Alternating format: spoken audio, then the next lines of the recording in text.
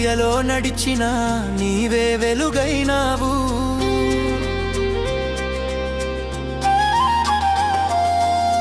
నిరాశ కన్నీటిలో నీవే ఆశగా మారావు.